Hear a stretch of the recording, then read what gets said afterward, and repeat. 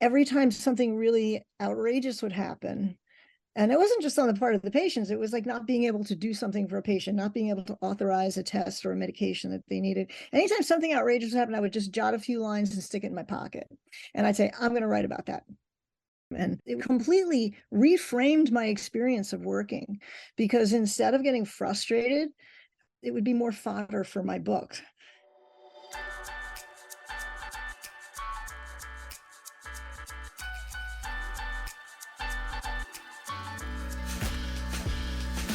You are now listening to the podcast where authors inspire listeners to become authors, the Going North Podcast. I'm your host, certified self-leadership trainer, best-selling author, and book enthusiast, Dom Brightman. And you're going to be listening to a different author that will inspire you to join the business of immortality, known as authorship. Now let the fun begin.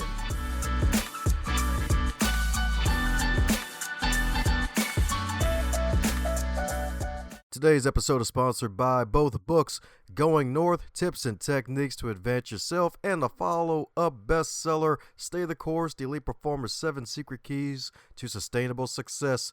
Head over to Amazon.com, pick up both books. They are available in a trifecta of paperback, audio, and ebook. Cop all three of both and be on the lookout for another book from yours truly to help podcasters succeed. Now let's get on with today's episode. And today on the highlight reel builder for authors known as the Going North Podcast, we got another super special, awesome human for you today, my friends. That's right indeed, because today the doc is in, baby. That's right indeed, because a doctor's in the house. We got another doctor on the podcast, and not just somebody with a PhD. It's actually a doctor, or should I say a physician turned author, baby. That's right indeed, because today's guest in particular, she loves to write. She is also a medical writer and copywriter who's also a professional coach for both aspiring authors and those who want that good old life coaching. And she also offers self-publishing services too, and she's also a animal lover. So let's give it up for the delightful and brilliant, the delightful one and only Dr. Debra Blaine. How you doing today, Dr. Deb? I'm doing great, Dom. Thank you so much for having me here. Woohoo! That's right indeed. That's right indeed. It's great to have you indeed. That's right indeed, because it's interesting. I think you're actually the first off the top man that I can actually think of who actually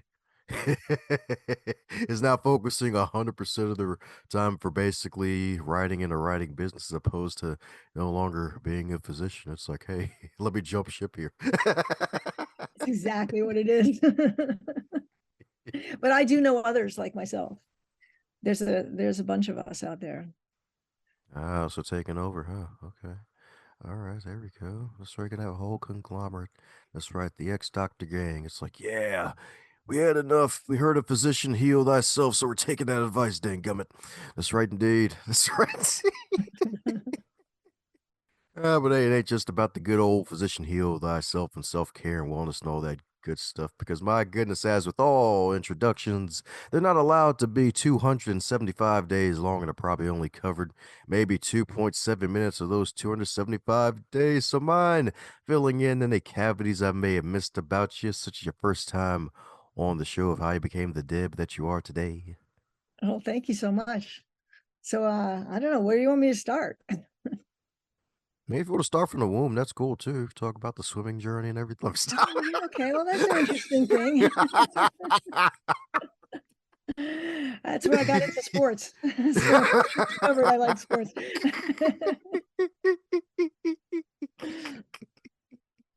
So yeah, there's a fair number of doctors who are, in fact, unfortunately, doctors are leaving medicine in droves, and the suicide rate for doctors is the highest for all professionals in this country. More than, I think it's like almost up to 400 doctors per year commit suicide. It's really sad. And so for those of us who do want to take care of ourselves, I mean, I'm getting up there in years. I still got, hopefully another couple of decades. I don't know if I got 2 decades to be productive, but at least 1 decade to be productive. I want I want to do something different. I want to enjoy what I'm doing every day, which I wasn't doing in medicine anymore. So here I am, and I'm having a blast. Ah, there you go. That's what I'm talking about, indeed. So my goodness, so was the suicide rates and everything else with the long hours that made you want to quit and basically embrace your dream of being a writer? Like, what led to that? Because folks are probably like, "Oh God, oh man, like what's causing it? Was it the pandemic? Like, what led to this?" No, I actually started before the pandemic, and all the problems in healthcare in this country just exaggerated by the pandemic, but they didn't start with the pandemic. But I just, I was working, I felt like I was living the hamster lifestyle, just spinning on the wheel all the time. And I didn't feel like I was really helping people. I was more, increasing the productivity for my healthcare organization. And so they wanted us to see more and more patients and order more and more tests and get better customer satisfaction surveys, which is kind of a strange thing when you think about it. And they, sometimes the the patient, aka customer, would downgrade you because they didn't like the coffee creamer selection in the waiting room or something. Or they didn't like, that you didn't give them, a prescription for an MRI 20 minutes after they fell on their shoulder or something. So anyway, so I started writing. I just started putting some things down on paper, some like little vignettes, little patient encounters.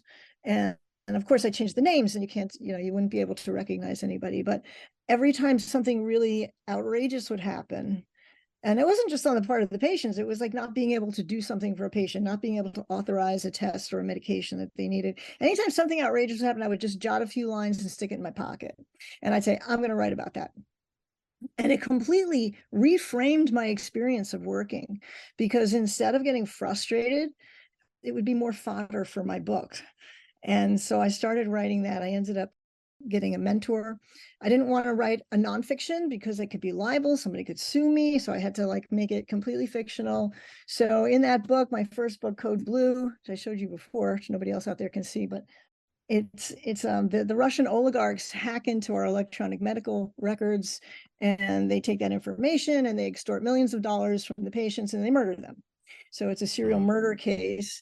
It's completely fictional. It takes place about third of the book takes place in Australia, because I've been to Australia, and so I was able to sort of picture, I loved Australia. It's not anything bad about Australia. It's just one of the scenes, a part of the scenes that are in there. And I had such a good time writing it. And it really took the pressure off. Like I didn't hate what I was doing every day to earn a living. And so after I wrote that, then I wrote my next book. And my next book was a political thriller. And I wrote it because of the extremism in this country and how everybody was starting to hate each other and nobody could get along with each other, and families were breaking up and communities were breaking up. And I just was like, why is this happening? How can these people suddenly, what happens to their brains that all of a sudden people they loved, they can't tolerate a difference of opinion? And so I postulated that the government was actually using drugs on us and creating this extremism, which of course couldn't possibly happen. And, and then it was happening from both sides. I tried really hard not to take sides, conservative or liberal, and try to present both sides and how they kind of tried to get into the minds of both. So I'm kind of, I'm not really I'm not a Democrat or a Republican. I consider myself an American. And I try to see both sides of the issue. And I think if people were to look at what's going on in the other, why does a person feel that way? If they could feel less fearful and be open-minded and evaluate, well, they find that they have the same fears, they're just reacting in different ways. But what happened as I was writing that book was I realized that I was never going to solve all the problems of our society in one book, and probably not in 10 books. But so I realized I needed to write a sequel, and then I was able to close it up nicely. And in that book, so there's it's a political thriller, but it's also a psychological thriller. It's called Undue Influences. And it has a little bit of the paranormal in it, but it's all scientifically based. It's hallucinogens and where they come from. Everything in the book is based on fact, but I've just sort of twisted the facts a little bit. So then I wrote the sequel, which takes place 12 years later, and that's called Beyond the Pillars of Salt, which I think I showed you that one too. I showed you all my books. And that one takes place where, in the United States, the dictatorship, it's become a dictatorship because there are no fair elections anymore. Thank God that seems to not be happening that way. But it was sort of, when I wrote this book, where could this possibly go that would be really horrible? And then the neglect of our planet, and our planet's needs, and how, the forest fires, and then the storms, and violent earthquakes. I've got the whole ring of fire in the Pacific Ocean, which is the tectonic plates shift, and what happened. I did a lot of research on that book too, just scientific research, but I tried to put it into layman's terms, so you don't have to be a scientist to read it. And so this group of people who we know from undue influences and beyond the pillars of salt, they need to escape planet Earth, and how that happens. And so now I'm writing a science fiction series. I'm almost finished with the first draft of the first book, and it's on a distant planet on the other side of the universe called Meraki. And so Meraki in Greek means something you put your whole heart and soul into, something that's done with love, that's just really comes from the heart. So I try to put like some double meanings. If you don't catch the double meanings, it's not going to affect your enjoyment of the book. But if you do, you might smile a little bit or chuckle. So those are my 3 books. And then, and all 3 books have won awards, achievement awards and excellence awards. So now I'm also coaching writers who want to write and helping them create suspense, because even if it's not a thriller, you want your reader to keep turning the page, right? You don't want them to get to the end of the chapter and say, okay, yeah, I'm going to bed now, and then they forget about it. You want them to get to the end of the chapter and say, oh, I want to know what happens, but it's late. Can I read another chapter? Or the next day I got to get back to that book. You want to make them crave knowing what's going to happen next. And so the mentor that I had taught me a lot about that. And then since I'd gotten so frustrated with the publishing process, I learned to do it myself. And when I did it myself, it took a fraction of the time. It cost less than half of a hybrid publisher. Traditional publisher, doesn't cost you anything, but it can take years and years to get your book out. And now I see my royalties every day. I can see what sales and what the projected royalties are, and I get paid every month. And I get paid 4 times what I was getting before. So it's been really cool. And I love working with authors, because they're like the most fun people in the world. They have this great imagination, and and it's just a matter of, sometimes just doing a developmental edit, like, just explaining that, maybe you want to flesh out this character a little bit, give them a little bit more background so that he's more real, or she's more real. Why does she do something like that? Do you have a reason for that? How do you create a new character in your book? It's kind of like hiring a new employee, right? So they have to, they have to have the qualifications for the job. They need to have the right resume, which is their backstory. And you don't have to talk about their backstory right away, but the backstory is why they are who they are, and what their motivations are. And then they're going to act in the persona that you've just given them.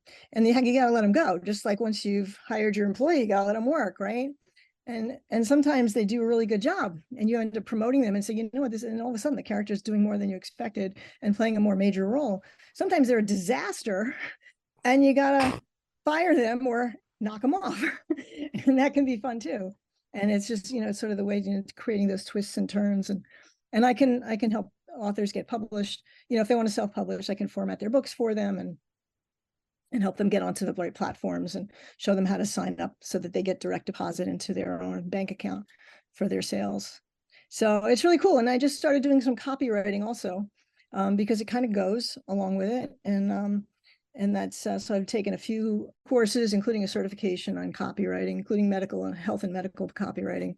So I'm kind of just like into the writing world, and that's, I'm loving it. Glad you're loving it too. That's right, indeed, 'cause it gets to show up in your work indeed. So, my goodness, though, did you always have this love for writing? Because I'm guessing the medical was your first love, if I'm not mistaken, right? Not really. When I was a little kid, I was sort of told I was going to, in my family, there were only 3 acceptable professions: doctor, lawyer, engineer. I had to be one of those. Okay. So immigrant family, you got to make it in the world. At least my mother was an immigrant, and, that's what you had to do. I think what happened was, the story I'm told, I don't remember the story, we were sitting around the table and with my grandfather and whatever, and they would say, what do you want to be when you grow up? My brother said older, which everyone thought was funny. Ah, It's kind of sad because he died when he was 43. But ouch. yeah, so but when they asked me, I said, I don't know what to say. I said, I guess I'll be a nurse. And my mother said, why do you want to be a nurse? I said, oh, because girls can't be doctors. And that was the end of that. I was going to be a doctor, whether I wanted to be a doctor or not. But when I got to college, I was in this humanities, this honors humanities program at the University of Texas. It was awesome because the university had 50,000 students, but this program had 500 students. And so it was a lot more personal. How did I find it? I don't know. Everything just said, I was at orientation, said plan one. Plan one was at the top of everything. And I was like, okay, if there's a plan one, there has to be a plan two. What's the plan two? And that was it. And they gave you courses. They had a special pre-med program, but they had handpicked courses for, in history and sociology and English. And so I got, really involved in that. And I loved it. And so I ended up changing my major. First, I changed it to physics. Then I changed it to philosophy. I graduated with the Plan 2 honors degree and concentrating in philosophy and Hebrew. And then I started graduate school in comparative religion. But the problem is that my family did not acknowledge that as a reputable career choice. I mean, even when I was a little kid and I used to draw things and I wanted to put them on the refrigerator, and my mother said, that's nice, hang it in your room. But if I got if I got an A on a science test or a math test, that went on the refrigerator. So it was like very clear, very clear instructions. So, I mean, I think it's always been there, but it was kind of stifled and stunted a bit. And it's like, once I got older, I was like, you know what? I really want to be who I am. It's something I think we go through our lives so much. It's one of the things that I try to touch on in Undue Influences. I do all this as fiction to try to get people to just think in a non-threatening sort of way. But we go along. I think at least I certainly did. I think a lot of people do, and we live our lives, and we base our opinions. We think about things in the way that we've been told is appropriate. This is what we should do. This is what we should think. This is how we should feel, as opposed to, and this is what we shouldn't do or shouldn't think or shouldn't, when our families do that to us, they mean well, they're going by their experience of the world, and they just want us to, to have a good experience and a good life. And then when our schools do it, it's kind of like, when my son was in nursery school, the teacher complained. He was the youngest kid in the class because his birthday was November 30th. And they said, well, he walks like a toddler. He was a toddler. And, and they said, he doesn't color in between the lines. Well, you know what? My son never learned to color in between the lines. And it's just not who he is. And that's one of the things that makes him fabulous, is that he looks outside the box. And so, but the kinds of things that we're told we're supposed to be. And how long does it take us to really look inside and say, but who am I really? Who do I want to be? What do I really think? Do I really agree with my neighbor's opinion of name a politician? Do I really think that this is harmful? Half the things that are up there in the news, we get the headline, and we don't read past the headline half the time. Who can do it? There are too many headlines. There's our whole culture is ADD.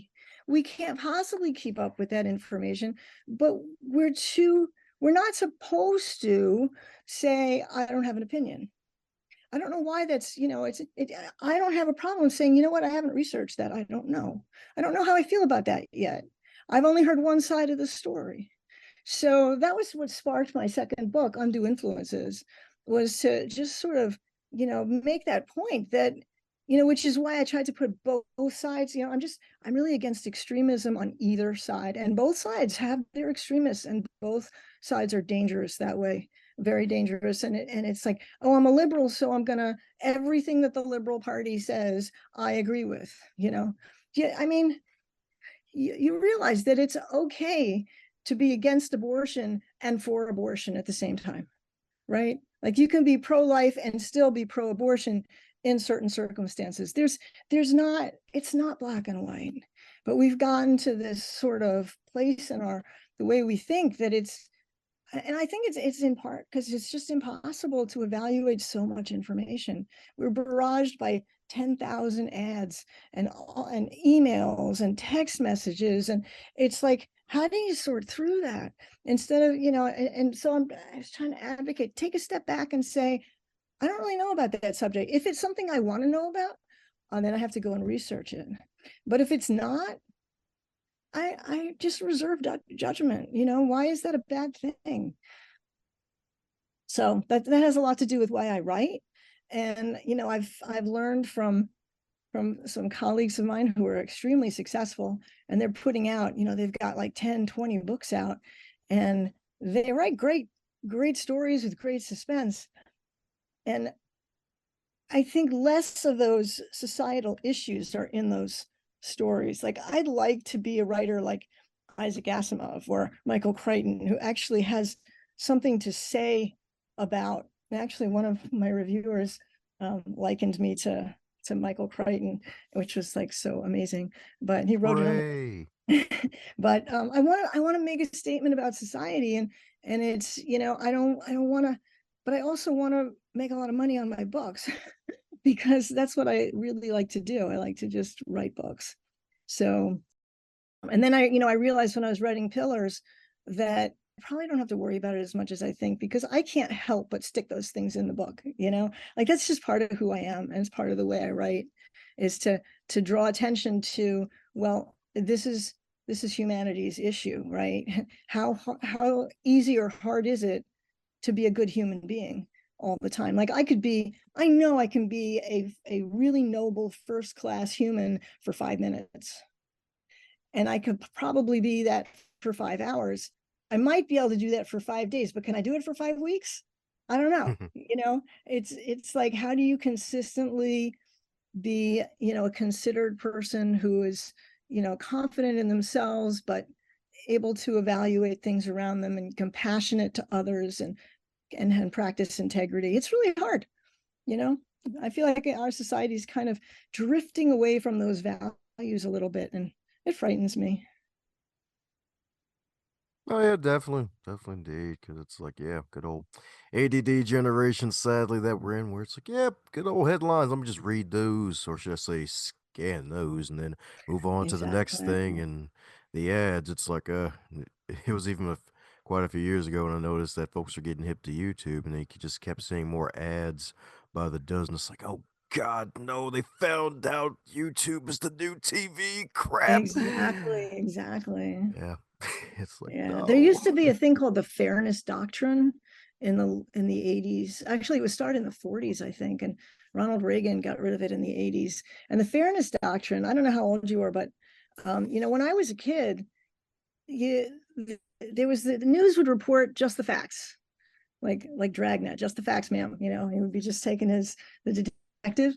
So what happened, it stated that in order to have your journalist license, you needed to report both sides of an issue if it was a controversial issue. And if you didn't report both sides, you would no longer be licensed to write write journalistic articles and all that. And along about the late 80s, they decided that this put a chilling effect on free speech, and it was abolished. And so now, depending on which point of view you ascribe to will determine which TV network you'll turn on, because each one's really only promoting their side. It's really difficult to get somebody who's going to just give you the news straight up. And I think that what's happened with Fox News right now is that, it was taken to such an extreme that, maybe the pendulum will swing back a little bit and say, hey, that fairness doctrine wasn't so bad. I mean, it's not that the newspapers and such couldn't print opinions, but they were labeled op-ed, right? Editor's opinion. And then you could say, okay, wow, this and this happened. Well, what does Newsday think about it? What do the Times think about that? But you didn't get the New York Times putting their voice into it. They would just used to be, these are the facts. This is what happened. This is what happened on this side. This is what happened on this side, and then you can draw your own conclusions because it assumed a certain intelligence of the society. And we're just not getting that anymore. And we're really, I hope we just swing back a little bit and we realize that, oh yeah, this is, CNN got rid of their guy too, like let's just be a little bit calmer and just report the news, you know. It's just so dangerous, especially now when everybody's got a megaphone. And, you know, anybody can get on social media and scream their point of view, and lots of people are gonna just take it up, and it's based on emotion and not intellect. These people have intellects, but they're not using them when the only thing they do is react emotionally. So that's my writing in a nutshell. And I do offer those other services, but I hope you'll take a read of one of my books. The Undue Influences is the prequel. I'm thinking of actually, I'm trying to figure out, because I didn't write it that way originally, but I think there's a way that I can connect the books like on Amazon and make them Yep, there sort of is. a duology, because there's only two of them. And even though the next book is going to be part of that, I want that to be a separate series on a different planet. So I'm gonna look into that. That's right. I love it indeed. Bring back Pluto, baby. That's right indeed. Let's keep Pluto in the conversation. Another planet. That's right indeed. That's right indeed. So, with all of that wonderful, smooth jazz, putting them into books in a way, like what helps keep your head on straight during times like these with the stuff you had to go through and put them in the books? Because is there anything else you do in addition to writing to keep your head on straight? Because I'm pretty sure having to see the things that you've seen and putting them into books help. But is there anything else you do to keep your head on straight?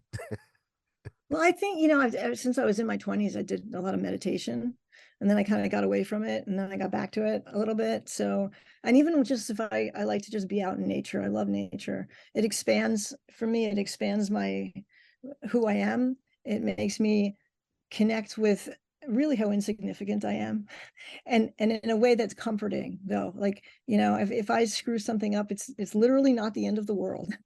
You know, the world goes on.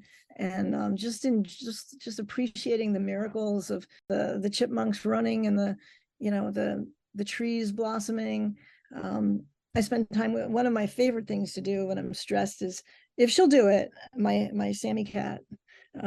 She's 20% Persian. I had her DNA done. And if I put my head on her belly, it's so soft. And when she purrs, it's like she's infusing my head with endorphins. It's just like the most amazing feeling in the world. And just animals in general are just, I think, can be so calming. And just being outside, you know, they've done studies that students who walk through the park before a test do significantly better than students who walk the city streets before a test. Because there's just something, you know, about nature that just opens us up, and we use more of our senses when we're, you know, we're aware of the sounds of the trees and the wind, and feeling the wind on our face, and watching the sights and the flowers, and the, you know, it's just, and just being connected. You know, there's just so much more to us than we pay attention to most of the time. So when I'm looking for inspiration, you know, I'll just take a walk, and I'm very blessed. I live in a community that's mostly trees and flowers, and I just walk around and just enjoy it. So you heard that right, folks. Find a random cat belly, y'all. That's right indeed. Put your head on it for no reason. She's amazing. She's my ungrateful cat.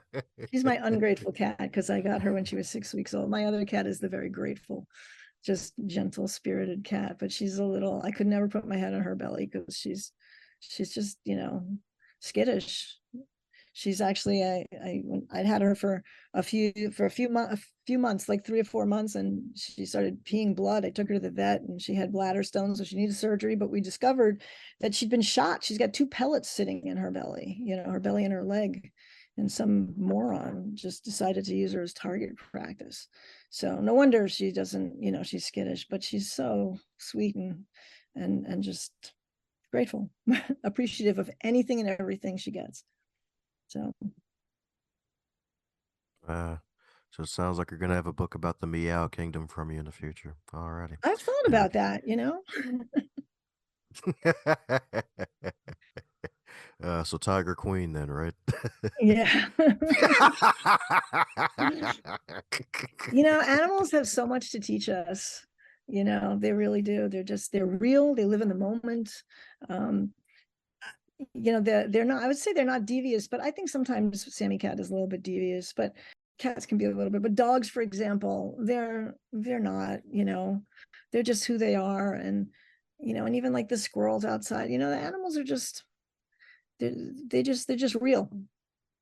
And so often we lose touch with that for ourselves. Oh yeah, that's right indeed. That's right indeed. So my goodness, lessons from the animals, you'll love to see it. So my goodness, so since you've been on quite a few interviews promoting the fabulous work that you're doing in the world, is there a question that you wish folks would ask you more often? That's a good question. Is there a question I wish folks would ask? I wish they would say, the question I would ask is, where can I get your books? Which would be easiest place is Amazon, but also, how to, how to take on a life that is my own choosing instead of, someone else's choosing. How do you, and I think a lot of that is needing to change our self-image, because if we still see to, like, I realized that for a long time the reason I was still practicing clinical medicine was because I really deep level I saw myself as a clinician. That was my identity. And so in order to break into something that we would find more satisfying, just to, and we have to change the way we think of ourselves, and we have to allow ourselves to change the way we think. I mean, we have to give ourselves permission to say, I can make this choice, I can make this change, and it doesn't matter if anybody else approves or not, because 5 years from now I'm going to be 5 years older, God willing, whether I make the change or not. And do I want to look back and say, gee, I wish I'd done this 5 years ago? Yeah, that's what I'm talking about indeed. That's what I'm talking about indeed. And I guess that has something to do with identity too, because some like what you mentioned with you being a clinician, like that was part of your identity at the time. It's like you feel like that was really you. So my goodness, that was the transition piece to where it's like, all right, now I'm fully a writer. I'm fully where I want to be, because some folks may be going through that now, especially with a bunch of layoffs going on, and Yeah, folks have for to sure. realize, oh crap, I have to actually do something different. The job isn't me anymore. Well, it is, it's slightly terrifying. I mean, I'm going to be honest. It's liberating, but it's also terrifying. And, like Bob Proctor talks about the terror barrier. I had somebody on who did a lot of Bob Proctor stuff, but, there's when I got my first job offer, as a copywriter, and I went and I realized that I'm not going to go back to my job as a clinician. I just went, oh my God. It was like my heart rate kicked up. I felt just like I was frozen. I was like, am I really doing this? I started breathing heavy, and, it was like a visceral physical reaction, because it's changing, I'm changing myself completely. And I'm going to feel that physically as well as emotionally and mentally. And I think that scares a lot of people off. It's like, oh no, I'm going to go back to what's familiar, even though I hate it. It's like, like the devil is better than the devil you don't know. But I don't remember who said it, but the cave you fear to enter holds the treasure that you seek. But you have to enter, and you have to just say, okay, I'm just going to do this. And to do this, I'm actually trying to sort of pull on my college experience, the mindset I was in when I was in college. When I was in college, if I wanted to do something, I did it. I didn't worry about, well, is it going to pay the mortgage? I didn't have a mortgage.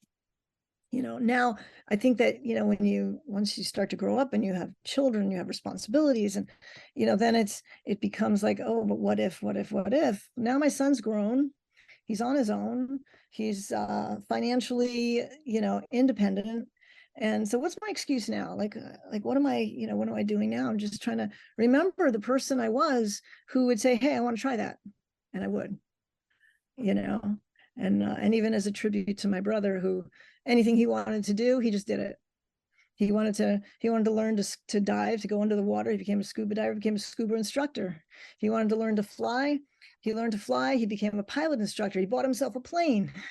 I flew his plane. Well, I flew in his plane. He taught me how to take off and how to navigate, but we never got to the landing.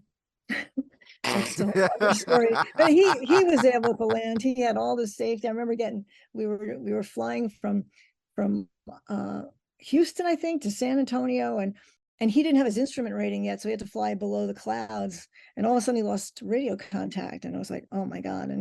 But he knew what to do. He had all these things, there were signals and yeah, all these, and I'm like, Rob, we're in a cloud now. And because he was looking things up, and then as we got closer to the airport, all of a sudden everything, he was trying to use the transponder, but it didn't work, and then all of a sudden everything exploded with that he could get in touch with people, and it was because with the curvature of the earth, you have to be high enough to get the radio waves from someplace a certain distance away, and we were too low because the cloud ceiling was too low. But he would just do whatever it was. He was fearless, and he lived more in his 43 years than some people do in 93 years. It was amazing. My attitude in college, I wanted to jump out of an airplane. I went skydiving. Like I used to do things, but I didn't have a kid then, and I didn't, but now I still have my kid, and I'm scheduled to be a grandma soon, at the end of the summer, so I'm really excited about that. But I want to get back to having that sense of adventure again, even though it's terrifying, but it's also that, like, oh, what do I want to do now? What can my body doesn't behave the way it did when I was in my 30s. But it's a lot of fun to, and just because you haven't done it at the age of, I'm 62, just because you haven't done it by now doesn't mean you can't do it going forward. There's all kinds of things you can do. When you look back, one of the things I tell my coaching clients is, write your eulogy. What do you want people to say about you, that you accomplished, who you were as a human being, and what you gave to the world, and what you did with your life?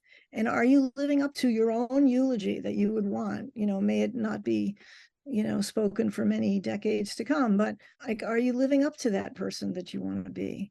And if you're not, okay, so what are the priorities, and what are the obstacles, the challenges, and what can you do about that? And how do you want to be remembered? What are you leaving to the world? What's your legacy? And those are just like ways to tap into the things that are more important than your must-have new pair of sneakers.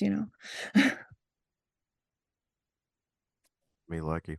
Definitely love that eulogy activity indeed. That's right indeed, because stuff tends to show up your way if you actually pay attention. Definitely indeed. Definitely indeed. My goodness. Well, we definitely got to have you back on for part two. So, my goodness. So, if your wonderful book, your most recent book, at least at the time of this wonderful recording, Beyond the Pillars of Salt, if that book were a food, what would it be and why, besides salt?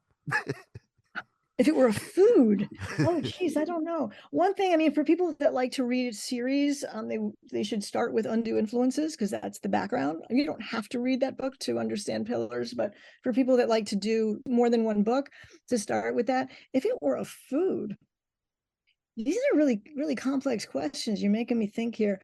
A food, it would be something, I feel like I've got it right on the tip of my tongue, but I can't. I can't. I think it would be maybe a something a little bit spicy, but also maybe a pasta or something, but with a little bit of a tang to it. Maybe a lemon garlic sauce, and a pasta primavera. No mushrooms, because I'm allergic to mushrooms, but no meat. No meat, because it's sort of like the awareness of what we're doing to the planet. I don't know if anybody likes pasta primavera. Lots of people do. I'm about to say, no meat, so no one can meet you in network. Let me stop. That's bad.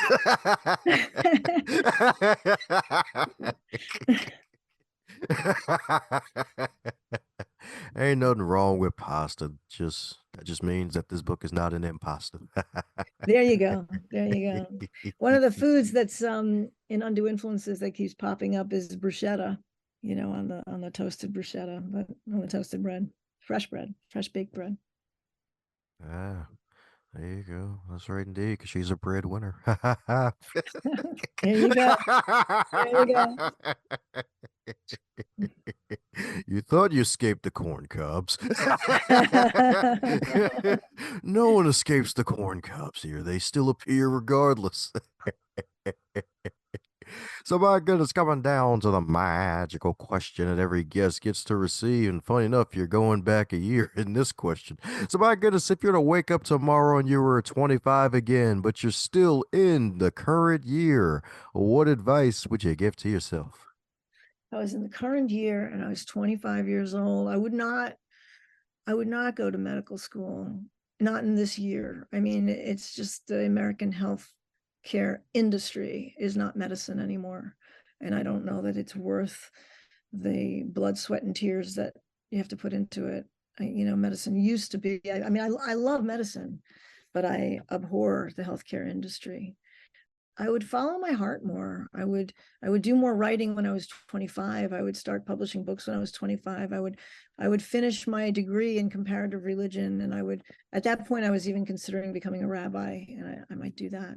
I would travel more, and I would stop worrying about the what ifs. But I'd still like to have my son, my same son. Yeah. Ah, yeah. That's right, indeed. I love messing with people with this question because sometimes folks take it too literally. But they forget the part is that she'll be a 25-year-old grandmother. Yeah, well, that would be interesting. So being a grandparent, I think, gives you an opportunity to kind of redo. Like, I think I'm going to be a better grandparent than I was parent. I think I was a good parent, but I think that, when I was a parent, I felt I was a single parent since my son was 2. So everything was like on me. And I think I was very stressed about things that probably were not that important. And I think as a grandparent, I'm going to be much more relaxed and have much more fun, because of course I can just give the baby back to his parents. Yeah, that's right, So we do get indeed. second chances in some things in life. Heck yeah. That's right, indeed. Good old second chances, indeed.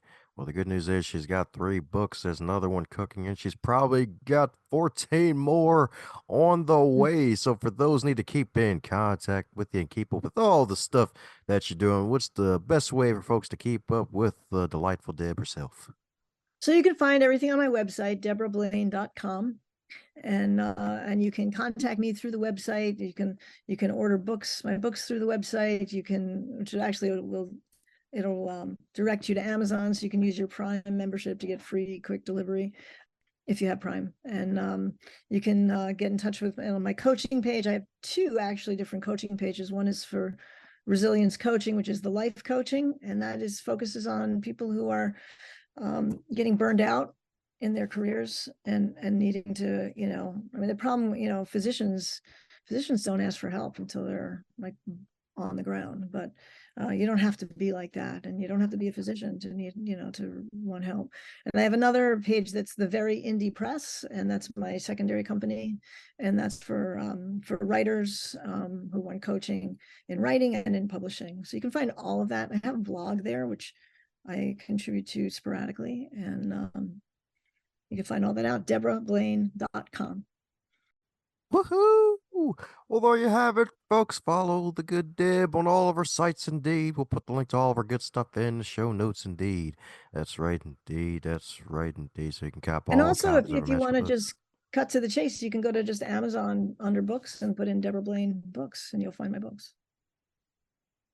Heck yeah, that's right, indeed. Well, usually I get into my used car salesman bit, but before that, stupid question. Any relation to David Blaine? Everybody asks me that. No, actually, my father changed his name when he was in his 20s, so no relation to anyone named Blaine. No, okay. All right, so no levitating humans in the books yet. All right, gotcha. No. But I am looking for a little magic,